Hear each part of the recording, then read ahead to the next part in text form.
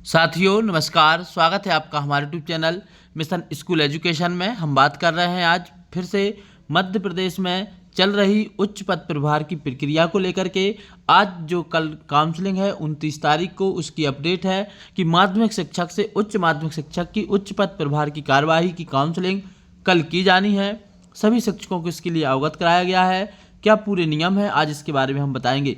किसको उच्च पद प्रभार मिलेगा, इसको कितनी इसकी कट ऑफ जाएगी, कट ऑफ का मतलब कितने जो है वरिष्ठता क्रम में कौन से नंबर तक वालों को उच्च पद प्रभार मिलेगा। इसके अलावा और क्या नियम है, इस पर हम आज बात करने वाले हैं। इससे पहले सभी शिक्षक साथियों से रिक्वेस्ट है, वीडियो पसंद आए तो इसको लाइक कर लें, साथ ही हमारे चैनल को सब्सक्राइब कर लें ताकि आपको समय समय पर शिक्षा विभाग से संबंधित तमाम अपडेट्स मिलती रहें।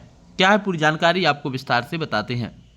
सभी शिक्षक साथियों तक ये आदेश लगभग पहुंच चुका होगा कि लोक शिक्षण संचालनालय मध्य प्रदेश से यह आदेश 26 तारीख को निकला हुआ है। इसमें स्पष्ट बताया गया है कि समस्त संभागीय संयुक्त संचालक के लिए ये लेटर जारी किया गया है और इसमें जो उल्लेख किया गया है वह उल्लेख किया गया है माध्यमिक शिक्षक से उच्च माध्यमिक शिक्षक के उच्च पद प्रभार काउंसलिंग दिनांक 29 जुलाई 2024 की कार्यवाही के संबंध में। तो एक कार्यवाही आज की जानी है, मतलब कल इस कार्यवाही को किया जाएगा। इसके संबंध में ये जानकारी जारी की गई है।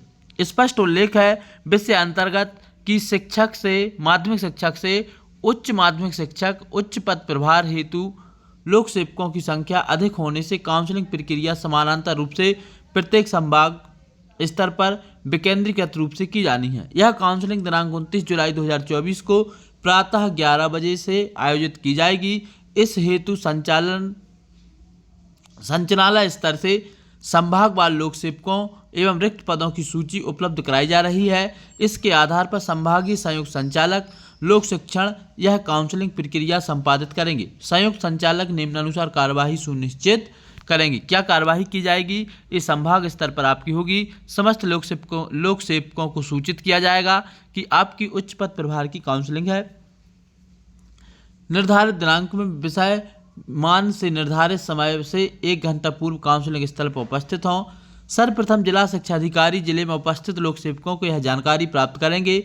उनमें से कौन लोक सेवक संभाग से बाहर पदस्थापना चाहते हैं, ऐसे लोक सेवकों की जानकारी प्राप्त कर काउंसलिंग के शुरू में ही संभागीय संयुक्त संचालक गूगल शीट में प्रविष्ट करेंगे। समस्त संयुक्त संचालक ऐसे लोक सेवक की विषय मान से जानकारी पूर्व से ही संबंधित संयुक्त संचालक को अवगत करा देंगे कि संबंधित संयुक्त संचालक अन्य संयुक्त संचालक से संवाद कर स्थापित कर सके। मतलब इस सारी की सारी प्रक्रिया की जानी है। सभी संभाग अपने स्तर की काउंसलिंग की लिंक बनवाकर अधीनस्थ जिलों को भेज देंगे। संचालनालय स्तर से उक्त कार्यवाही हेतु आवश्यक समन्वय संचालनालय स्तर पर ही उच्च पद प्रभार हेतु गठित समिति द्वारा किया जाएगा। काउंसलिंग में निम्नानुसार सिद्धांतों के आधार पर की जाएगी। क्या सिद्धांत हैं काउंसलिंग किए जाने के, ये भी बताया है। सालावार रिक्तियों का परीक्षण जिला स्तर से कराएंगे। यदि किसी शाला में पद रिक्त नहीं है तो उस शाला को आवंटित नहीं करेंगे। वास्तविक रिक्तियों पर ही काउंसलिंग की जाएगी। समस्त लोक सेवकों को निर्धारित काउंसलिंग के लिए निर्धारित समय पर ही 1 घंटे पूर्व उपस्थित होना होगा। देर से उपस्थित होने पर किसी शाला विशेष के चयन का अधिकार नहीं होगा। इसके अलावा जिला उत्कृष्ट में पद रिक्त होने पर उसे काउंसलिंग से पृथक रखा जाएगा। पद रिक्त होने पर जिला उत्कृष्ट में उन्हीं लोक सेवकों को पदस्थ किया जाएगा जो चयनित होकर पूर्व से जिला उत्कृष्ट में कार्यरत हैं। मतलब किसी दूसरे शिक्षक को उच्च पद प्रभार में उत्कृष्ट विद्यालय नहीं भेजा जाएगा। जो पहले से उत्कृष्ट में कार्यरत कर रहे हैं उन्हीं को जो है वहाँ पर पदस्थ किया जाएगा। सीएम राइज में चयनित होकर पदस्थ लोक सेवकों में सीएम राइज पद में रिक्त होने पर सीएम राइज में यथावत पदस्थ किया जाएगा। डाइट CTE ISE के लोक सेवकों की सहमति की दशा में उसी स्थल में रिक्त पद होने पर प्राथमिकता दी जाएगी, किंतु MAd अथवा MA एजुकेशन होने पर उच्च पद प्रभार दिया जाएगा। मतलब यदि कोई डाइट में कार्यरत है और उनको उच्च पद प्रभार दिया जाना है तो उनके लिए MA और MAd होना कंपलसरी है। लोक सेवकों की शैक्षणिक योग्यता की पुष्टि जिला शिक्षा अधिकारी द्वारा की जाएगी और मूल दस्तावेजों को देख करके। या इसके अलावा उच्च माध्यमिक शिक्षक के लिए BEd योग्यता अनिवार्य है। BTC बीटीआई, डीएड या अन्य उपाधि लोक सेवकों को काउंसलिंग में सम्मिलित नहीं किया जाएगा। यदि आपके भले ही समय हो गया है, आप सीनियरिटी की लिस्ट में ऊपर हैं, लेकिन यदि आपका बीएड नहीं है तो आपको वर्ग 1 का उच्च पद प्रभार नहीं दिया जाएगा। ये बात भी इसमें उल्लेखित है। इसके अलावा और भी बहुत सारे नियम हैं जो यहाँ पर बताए गए हैं। आप देख सकते हैं कि बीटीआई वालों को नहीं दिया जाएगा। लोक सेवकों की पात्रता हेतु उनके मूल दस्तावेजों की मिलान की पुष्टि की जाएगी। प्रत्येक लोक सेवक की असहमति पत्रक के साथ ही संलग्न प्रारूप में वचन पत्र भी अनिवार्य रूप से भरवाए जाएंगे। तो जो लोक सेवक जो है यदि उच्च पद प्रभार लेना नहीं चाहते हैं तो उनके असहमति पत्र भी भरवाए जाएंगे। प्रत्येक लोक सेवक से सहमति और असहमति का पत्र एवं वचन पत्र प्राप्त कर जिलाधिकारी अपने प्रति हस्ताक्षर कर रिकॉर्ड के प्रति संचालनालय में उपलब्ध करवाएंगे एवं एक प्रति कार्यालय में सुरक्षित रखेंगे।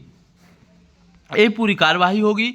इसके अलावा सहमति पत्र और असहमति पत्र क्या है, तो ये है माध्यमिक शिक्षक से उच्च माध्यमिक शिक्षक उच्च पद प्रभार हेतु सहमति पत्र। जो शिक्षक उच्च पद प्रभार लेना चाहते हैं ये उनके लिए सहमति पत्र है, ये उनको भर करके देना पड़ेगा। इसमें स्पष्ट तरीके से उल्लेखित है कि जिला लोक सेवक मतलब शिक्षक का नाम, उसका पद नाम, यूनिक आईडी, वरिष्ठता सूची में उल्लेखित वरिष्ठता क्रम, वर्तमान में कार्यरत संस्था का नाम और डाइस कोड, उच्च पद प्रभार के हेतु आवंटित संस्था का नाम और डाइस कोड, ये जानकारी यहाँ भरी जाएगी। और इसके बाद यहाँ पर ये लिखा जाएगा कि मैं घोषणा करता या करती हूँ कि मेरा अंतर निकाय सम्मेलन नहीं हुआ है, ना ही मैं कभी भी अनाधिकृत अनुपस्थिति पर रहा हूँ या रही हूँ। ये पूरे के पूरी जानकारी भर करके आपको देनी होगी। ये पूरी पीडीएफ और आदेश आपको हमारे Telegram channel mission school education में मिल जाएगा, आप इसे वहाँ जा करके देख सकते हैं। इसके बाद वचन पत्र का प्रारूप है, ये भी आपको भर के देना पड़ेगा। स्पष्ट तरीके से लिखा हुआ है, मैं श्री या श्रीमती प्रमाणित करता है करती हूँ दिनांक 1/4/2023 की स्थिति में माध्यमिक शिक्षक राज्य स्तरीय अंकित पदक्रम सूची वरिष्ठता सूची प्रकाशित की गई है। उसमें मेरे नाम के सम्मुख कॉलम में अंकित वरिष्ठता क्रमांक एवं वरिष्ठता दिनांक के संबंध में की गई प्रविष्टियाँ तथा अन्य प्रविष्टियाँ सही हैं, इनमें किसी भी प्रकार की त्रुटि नहीं है। यह भी प्रमाणित किया जाता है कि नियुक्ति उपरांत आज पर्यंत मेरा कोई भी अंतर निकाय सम्मेलन या स्थानांतरण नहीं हुआ है। ये पूरी जानकारी भर के देनी पड़ेगी। ये वचन पत्र का पूरा प्रारूप है और ये सारी जानकारी भर के देने के बाद फिर आपका जो है सम्मेलन हो पाएगा या आपको उच्च पद प्रभार दिया जाएगा। इसके अलावा हमारे पास एक कट ऑफ लिस्ट भी आई है जिसमें बताया गया है कि 1/4/2022 की स्थिति में माध्यमिक शिक्षक से उच्च माध्यमिक शिक्षक उच्च पद प्रभार की सांख्यिकी, और इसमें बताया गया है कि जो हिंदी वाले शिक्षक हैं, हिंदी में 1000 शिक्षकों को उच्च पद प्रभार दिया गया है और जिनकी अंतिम वरिष्ठता क्रमांक जो है 4886 है, उनको वहाँ तक उच्च पद प्रभार दिया गया है। 16/1/2000 अंतिम वरिष्ठता इनका दिनांक 2001 तक। अंग्रेजी में भी 13,605 को उच्च पद प्रभार दिया गया है 27/9/2003 तक के लिए। संस्कृत में 500 लोक सेवकों को इनका वरिष्ठता क्रमांक 9812 है। ये पूरी जानकारी आप वीडियो पॉज करके और देख सकते हैं, इसकी भी जानकारी आपको हमारे चैनल पर मिल जाएगी। तो इस तरीके से ये पूरी प्रक्रिया चल रही है। इसकी तमाम अपडेट जैसे भी आती है और आपको जानकारी दी जाएगी। इससे पहले आप सभी से रिक्वेस्ट है कि आप जो है कल 29 जुलाई को काउंसलिंग प्रक्रिया में हिस्सा लें, जो जिन भी लोक सेवकों को सूचित किया गया है। और ये स्पष्ट लिखा है शिक्षकों की उच्च पद प्रभार की काउंसलिंग में बीएड होना अनिवार्य है, तभी आपको वर्ग 1 का उच्च पद प्रभार दिया जाएगा। तो कैसी लगी आपको जानकारी कमेंट करके जरूर बताएं। वीडियो पसंद आया है तो लाइक कर लें, साथ ही हमारे चैनल को सब्सक्राइब कर लें। अंत तक वीडियो देखने के लिए सभी शिक्षक साथियों का बहुत बहुत धन्यवाद। जय हिंद।